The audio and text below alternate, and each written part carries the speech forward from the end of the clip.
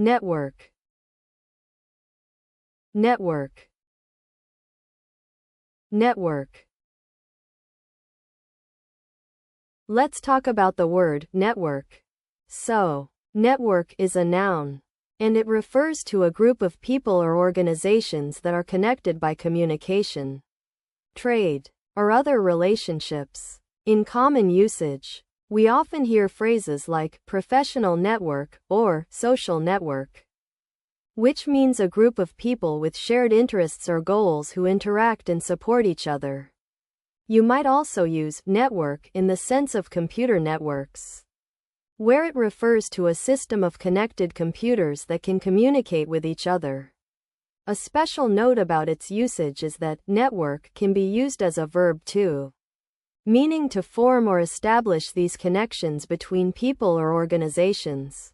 For example, she's been networking at conferences and online forums to find new business partners.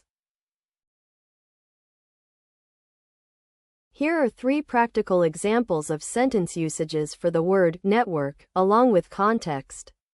Explanations. I'd like to introduce you to my friend who's really into computer science. She's part of a huge network of programmers and engineers that collaborate on projects online. It's amazing how they all know each other. In this casual conversation usage, the speaker is using the word network to refer to a group of people connected through shared interests or activities. As part of our research project, we've established a professional network with experts in environmental science who will provide valuable insights and feedback on our methodology. It's crucial for ensuring the validity and reliability of our findings. In this formal usage, the speaker is using the word network to refer to a group of people or organizations connected through shared expertise or goals. We've decided to launch a new marketing campaign that leverages social media influencers within our existing network of customers who have expressed interest in promoting their favorite products. It's all about building brand awareness and driving sales. In this business academic usage, the speaker is using the word network to refer to a group of people or organizations connected through shared interests or relationships. So you're trying to understand this concept that connects people with similar interests and goals? It's basically a system where people can connect with each other who share similar passions, skills, or experiences. Imagine it like a big group of people from all over the place who are united by something they love or want to achieve. Think clubs, teams, or communities. It helps people find others who have similar interests, learn from them, and even collaborate on projects together. Similar concepts include things like social media groups, online forums, or even local meetup groups. But what's unique about this system is that it allows people to connect with each other in a more meaningful way, often leading to new friendships, business opportunities, or even personal growth. Does that make sense? Notion. Notion. Notion. The word notion is a noun that refers to an idea or a conception in someone's mind, often vague or indefinite. In common usage, you might say, I had no notion of what was happening until I saw it on TV, meaning you were unaware of something until you found out about it later. You can also use notion to describe a general feeling or impression that someone has. As in, she got the notion that he was trying to hide something from her. It's worth noting that notion often implies a sense of uncertainty or ambiguity. So using it to describe something clear-cut might sound a bit odd.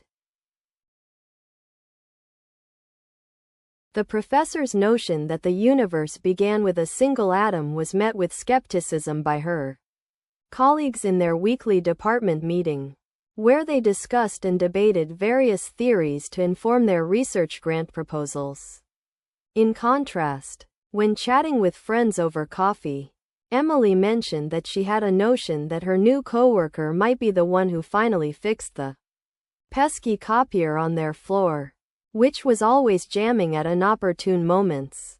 Her colleague nodded in agreement, recalling a similar issue with the office printer last week. Meanwhile, in a formal press release announcing the launch of a new sustainable energy initiative, the company's CEO expressed his notion that by leveraging cutting-edge technology and community partnerships, they could revolutionize the way people think about renewable resources and create a cleaner future for generations to come. So you want to learn about a word that refers to a general idea or concept that someone has in their mind, but hasn't necessarily been proven or verified. Okay, think of it like this. When we talk about an abstract idea or a hypothetical situation, we're usually dealing with something that's not based on concrete facts or evidence. It's more like a mental picture or a thought experiment that helps us understand how things might work or what might happen if certain conditions are met. In everyday language, people often use this word to discuss possibilities, theories, or assumptions about the world around them. Objective. Objective. Objective. So, let's talk about the word objective. As a noun, it refers to something that you intend to achieve or accomplish, like a goal or a target. In common usage, people use objective in various contexts. For example, in business, an objective might be to increase sales by a certain percentage. In sports, an athlete's objective is usually to win the game. And in everyday life, someone might have the objective of traveling to a new country.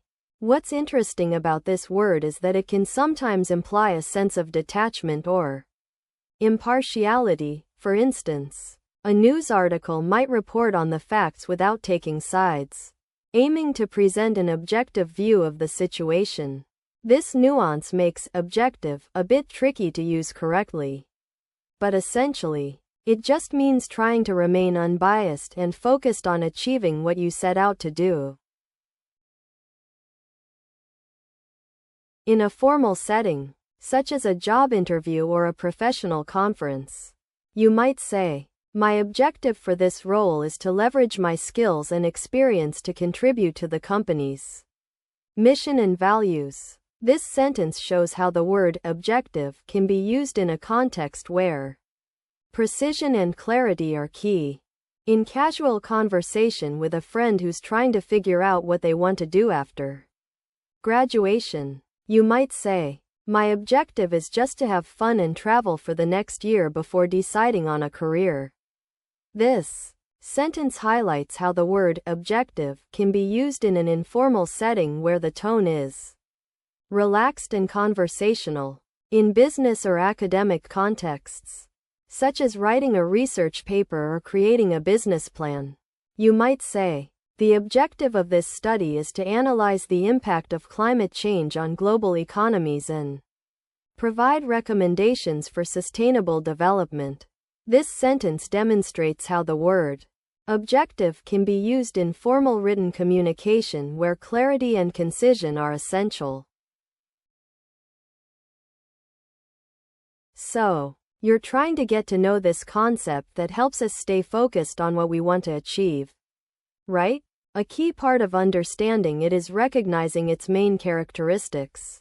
It's something specific, measurable, and attainable. It's like setting a target for yourself. And when you reach it, you feel accomplished. This concept is often used in planning, goal setting, and even decision making. Think of it as having a clear direction or a roadmap to guide your actions.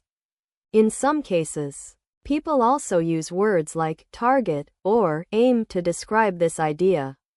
But the core meaning remains the same. It's about having a clear and specific goal in mind.